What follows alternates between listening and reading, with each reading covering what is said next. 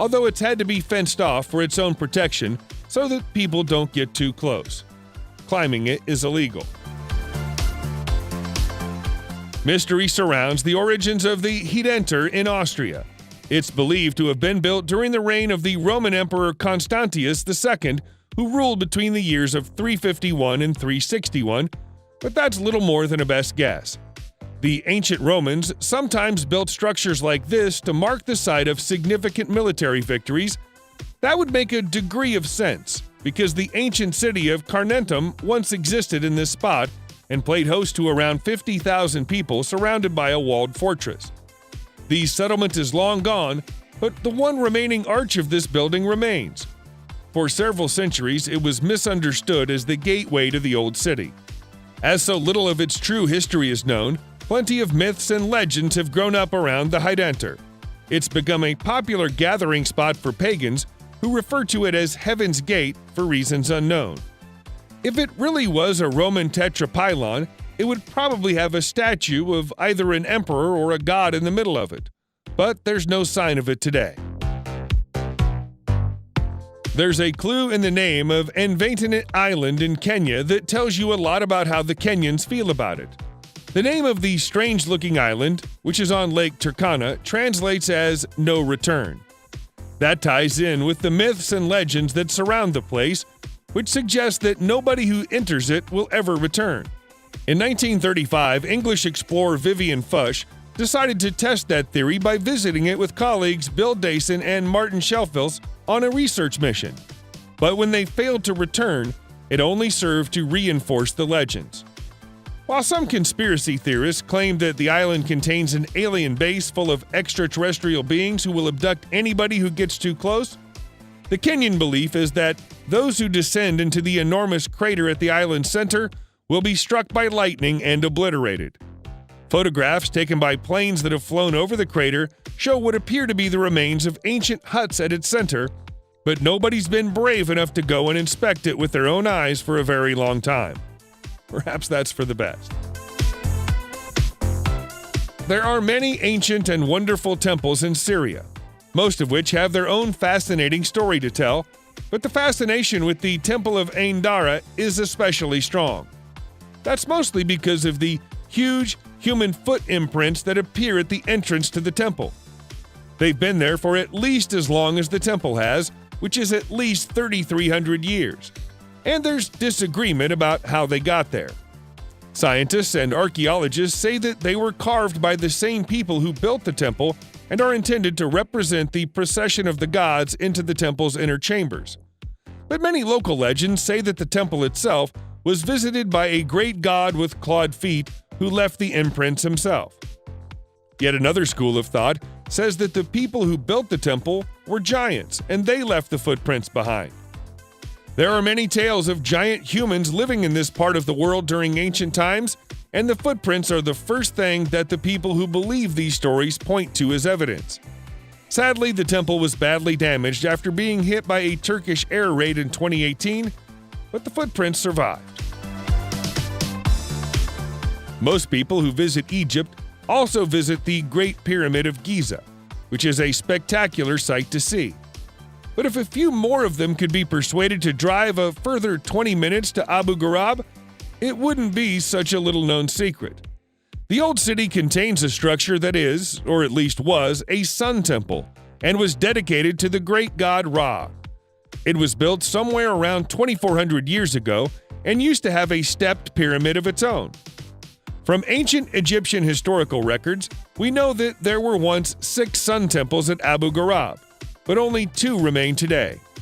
They're ruins today, as the colossal stone obelisk that once marked the westernmost point of Abu Ghraib, the massive red granite blocks that are scattered across the area, are a puzzle for archaeologists. They appear to have been precision engineered with polished surfaces and holes so smooth that they must surely have been made using advanced drilling technology. As if that weren't mysterious enough, there are also several square alabaster dishes that contain markings akin to the gears of an engine. Did the people who lived here have access to advanced technology? If so, what happened to it? And to them? Once upon a time, Barsakelmes was an island in the Aral Sea. These days, the water level is a little lower than it was in ancient times, and it's now a plateau in Kizilorda, Kazakhstan. Much like Avitinet Island in Kenya, this is said to be a place that people visit and never return from. Even the name, which translated from its original Turkic language, means whoever comes here shall not return. In 1939, it was declared a national reserve and was closed off to visitors for the remainder of the 20th century. Nobody knows what the Soviets did there during those years, but there are plenty of rumors that it was used for top-secret research. Even today, electronic devices fail as you get close, and navigational equipment stops working. There have been documented cases of people's skin turning blue after spending too long at or close to the plateau, and a commonly told legend about a group of nomads who stayed here for what they believed to be a year, only to return to civilization to find that 3 decades had passed. It's a mysterious and seemingly supernatural place. Amid the ruins of Amman in Jordan, where you'll find the crumbling shells of temples and palaces, you'll also find the shattered remnants of a giant human hand made from stone. This is the Hand of Hercules, and even in its broken, 3-fingered state, it's still a strangely intimidating thing to look at. The hand is part of the Temple of Hercules, which was built during the 2nd century during the Roman occupation of Amman's citadel. For reasons that have been lost to history, it appears that the temple was never finished. The presence of an elbow made from marble implies that there was once a plan to build a colossal statue of Hercules here, which, had it been completed, would likely have been the largest statue in the world at that time. The region is known for earthquakes, so it's possible that the Romans gave up on the idea of building anything here after enduring one earthquake too many for their liking. As tour guides like to point out to the curious visitors, the nails and cuticles on the hand look like they're well trimmed and conditioned, leading to jokes about Hercules enjoying regular manicures. While we at least know that the Romans were responsible for building the abandoned Temple of Hercules, we have no idea whatsoever who built the Pyramid of Siusioko in Mexico City, Mexico. There's some evidence that an enormous volcanic eruption destroyed the civilization that once existed here, but aside from that, they left very little behind for us to remember them by, other than their pyramid. By examining the land around the pyramid, archaeologists have been able to conclude that it was farmed for a period that started around 3,200 years ago and ended during the 1st century when the Sitle volcano erupted. That was a tragic twist of irony for the Mesoamerican population, who are thought to have worshipped a god of fire. While some historians believe that the entire population perished in that disaster, there are some who believe that the survivors fled to other parts of Mexico and took elements of their culture with them, eventually playing a role in the rise of Teotihuacan. While there are no humans living here anymore, there's a thriving population of rattlesnakes and tarantulas, making it a somewhat hazardous place to visit. The mystery of the lost city of the Kalahari is an existential one, by which we mean that there's controversy about the question of whether it really exists at all. The story begins in 1885, when the Canadian magician and explorer William Leonard Hunt, also known as the Great Farini, claimed to have found an empty city of ancient ruins while crossing the Kalahari Desert on foot. In his report to the Royal Geographic Society, he spoke of seeing half-buried ruins, shattered temples, burial grounds, and semi-collapsed walls.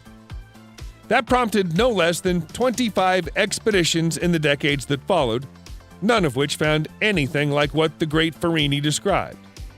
By 1964, a new idea had arisen. A.J. Clement theorized that the magician had been mistaken about the route he took through the desert and devised an alternative route that Hunt may have taken by accident. By following it, he found a series of colossal stone monoliths made of dolerite, a material that, as it erodes, can begin to resemble straight, square blocks that resemble walls. Clement concluded that what Hunt actually saw was nothing more than a natural rock formation dating back 180 million years. But his explanation didn't satisfy everybody. There are still people searching for the lost city of the Kalahari to this day. The Nazis built a lot of strange structures all over Europe over the course of the Second World War, and not all of them are understood. In the absence of solid information, many wild and wondrous theories have sprung up, such as those that surround the concrete rings they built on